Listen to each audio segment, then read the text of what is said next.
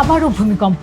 নরসিংদীর মাধবদীতে ভূমিকম্পের রেশ কাটতে না কাটতেই ঢাকার অদূরে সাভারের আশুলিয়ার বাইপাইলে আজ সকালে আবারও ভূমিকম্প অনুভূত হয়েছে।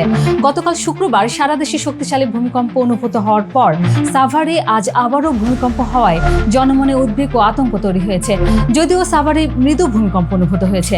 আবহাওয়া অফিস বলছে সকাল 10:36:12 ভূমিকম্পটি অনুভূত হয়। রিক্টার স্কেলে এর মাত্রা ছিল 3.3।